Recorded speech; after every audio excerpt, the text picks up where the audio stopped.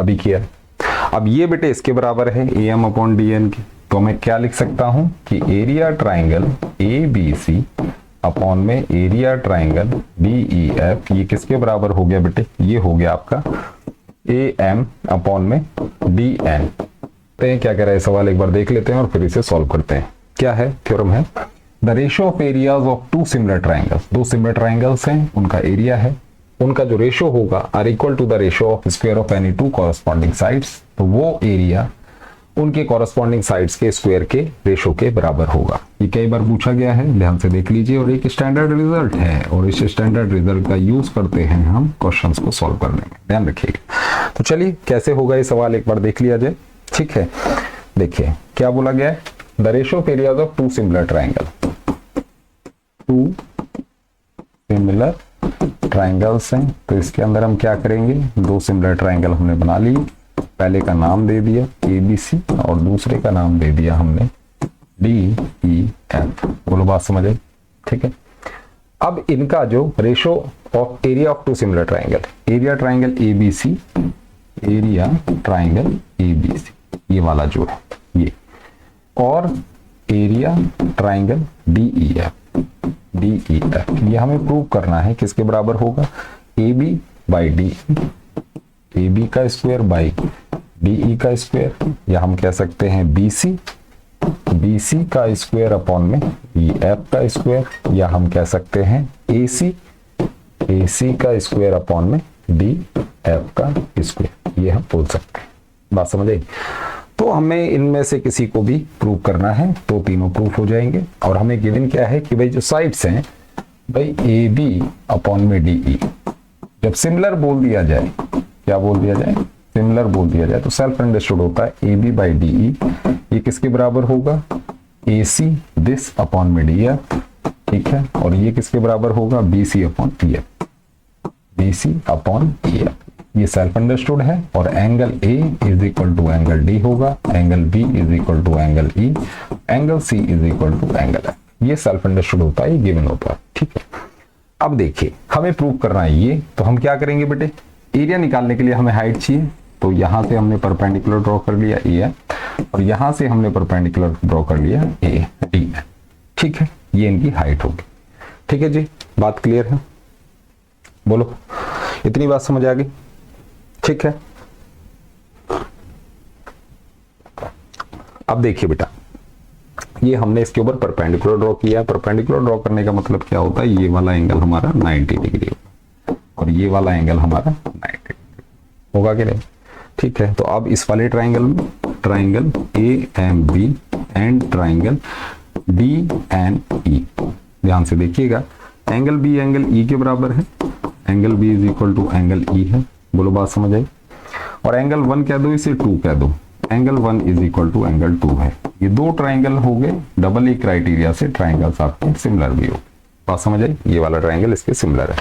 तो आप क्या कह सकते हैं, अगर सिमिलर है तो भाई ए बी अपॉन में डी ई, ये किसके बराबर होगा, बी एम दिस अपॉन में ई एन, होगा कि नहीं। और most important A M upon में डी एन, इसको गोला लगा लीजिएगा, ये इसके बराबर है डी एन, ठीक है, बात समझ आ गई। अब देखिए एरिया निकालने के लिए हमें क्या चाहिए होता है बेटे, एरिया निकालने के लिए हमें पता होना चाहिए formula half base multiply height, यही होता है, नोट डाउन कर लीजिएगा। तो area triangle A B C upon में area triangle D E F, ये क्या हो जाएगा, ए बी सी का एरिया क्या होगा, हाफ बेस में बेटे बी सी को ले लूं, बोलो कोई दिक्कत है, और हाइट बेटे में ए एम को ले लूं, कोई दिक्कत है, नहीं होनी चाहिए। सिमिलरली इस वाले का हाफ हो गया, बेस क्या हो गया, ई एफ हो गया, मल्टीप्लाई हाइट क्या हो गई बेटे, डी एन हो गई, बोलो बात समझ आए बेटा। इससे तो ये कैंसिल हो रहा है। अब देखिए B C upon E F आ रहा है, क्या आ रहा है, B C upon E F, B C upon E F, देखिए B C upon E F किसके बराबर था, A B upon D E के, और A B upon D E किसके बराबर है, A M upon D N के। बात समझिए, कहने का मतलब यहीं पर अगर मैं लिख दूं कि ये ए एम अपॉन में डी एन के बराबर होगा, तो कोई दिक्कत है, अब ये चारों आपस में इक्वल। अब BC बाई EF दे रखा है, ठीक है, तो BC बाई EF को मैं क्या लिख सकता हूं, AB by DE, AB by DE लिख सकता हूं। बोलो क्लियर है? ठीक है, इतनी बात समझ आ गई, AB बाई DE। और AM अपॉन DN को मैं क्या लिख सकता हूं, अगेन AB अपॉन DN। ये दोनों आपस में मल्टीप्लाई हो रहे हैं,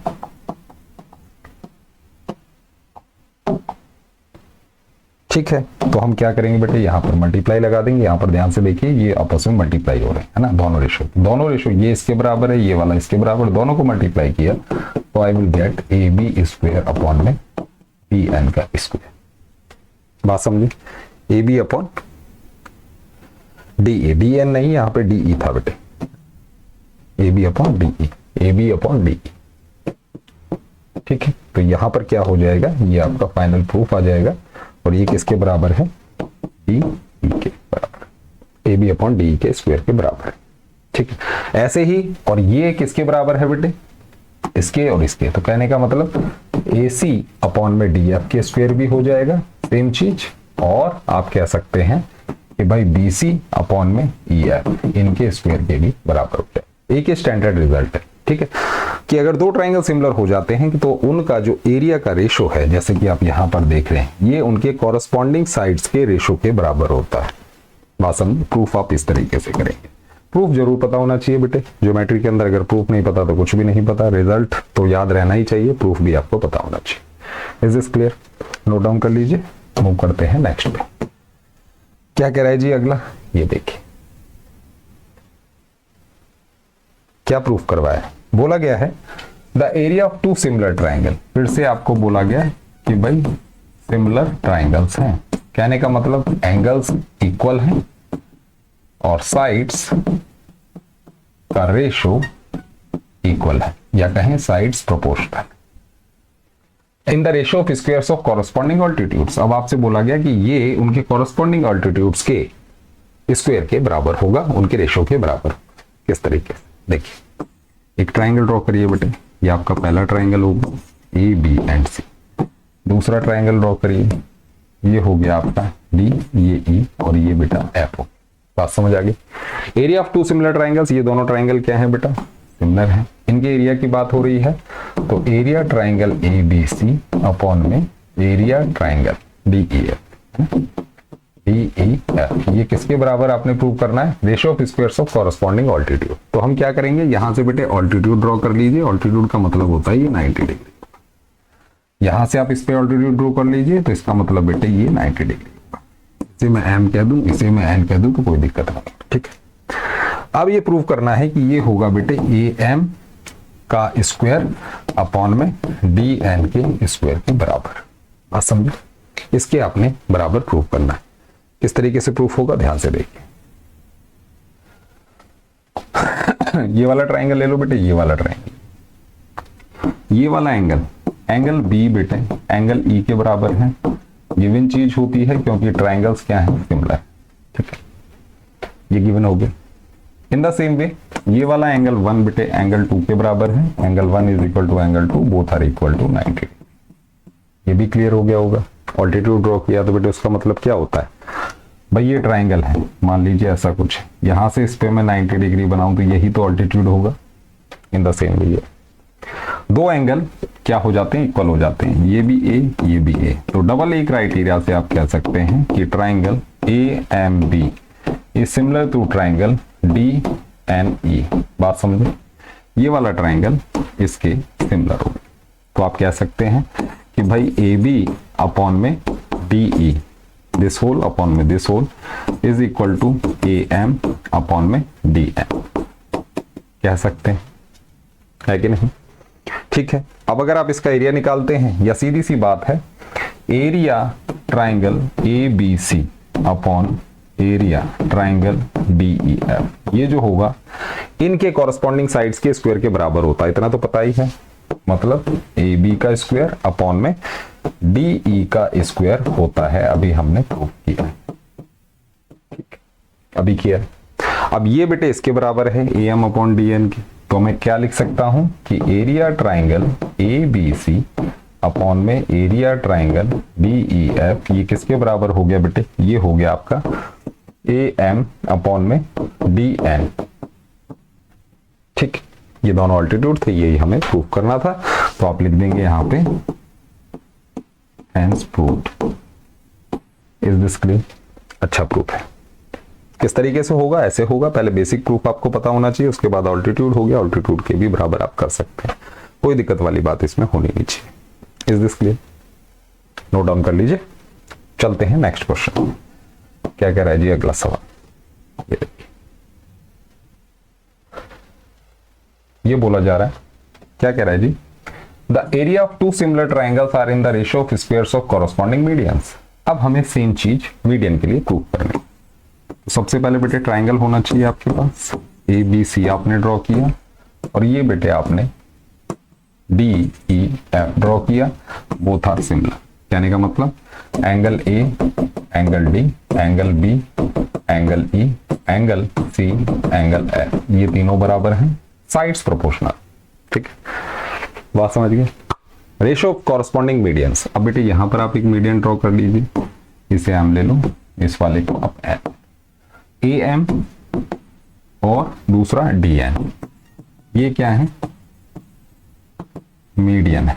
ठीक है, कहने का मतलब ये वाला पार्ट इसके बराबर, ये वाला इसके बराबर, क्योंकि मीडियन जो होता है, जैसे ट्राइंगल हो गया, ये अगर मीडियन है तो ये दोनों इक्वल होंगे। नोट डाउन कर दीजिए। अब देखिए काम की बात, हमें क्या पता है बेटे कि AB अपॉन में DE is equal to BC upon में EF is equal to AC upon में DF। कहने का मतलब ये इसके, ये इसके, ये पूरी साइड प्रोपोर्शनल है क्योंकि सिमिलर है। अब देखिए अगर मैं इसका हाफ कर दूं यहाँ पे, इस वाले का हाफ कर दूं और यहां तक इसे आप ले लीजिए, तो मुझे क्या मिल जाएगा, AB by DE is equal to BC का हाफ। बेटे BC का हाफ मैं इसको ले सकता हूँ BM को, ये हो गया BN, और EF का हाफ बेटे EN को ले सकता हूँ, ये लीजिए। तो ये हमारे पास एक रिजल्ट आता है कि भाई कौन से ट्राइंगल में, AMB में, in triangle AMB and triangle DNE इनके अंदर। ठीक है, हमारे पास एक रिजल्ट ये आ गया, और आपको पता है कि एंगल B बेटे एंगल E के बराबर है, angle B is equal to angle, ये गिवन था क्योंकि ट्राइंगल सिमिलर थे, दो साइड एक एंगल है। कहने का मतलब ऐसे रूल से ट्राइंगल्स क्या हो गए, सिमिलर हो गए, ये वाला इस वाले के। नोट डाउन करिए। ठीक है, तो आप क्या कह सकते हैं बेटे कि AB अपॉन में DE ये किसके बराबर है, AM अपॉन में DN के, है कि नहीं? क्लियर है, ये रिजल्ट आ गया। और आपको पता है कि भाई area triangle ABC upon area triangle DEF ये किसके बराबर होगा, कॉरस्पॉन्डिंग साइड्स के स्क्वायर के बराबर होगा, मतलब AB और DE के स्क्वायर के बराबर होता है। ऐसा हमने प्रूफ किया है। ठीक है, ये हम प्रूफ कर चुके हैं, तो उसको हम बेस मान सकते हैं। क्लियर है? अब AB और DE किसके बराबर है, AM और DN के।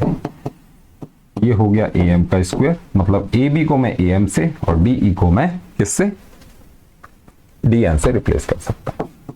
तो ये हो गया बेटे, यही हमसे प्रूव करवाया था कि भाई AM स्क्वायर और DN स्क्वायर के रेशो के बराबर होगा इन दोनों का एक। तो यहां पर लिख देना हेंस प्रूव्ड। मिलता हूं आपसे नेक्स्ट वीडियो में। ठीक है, थैंक यू।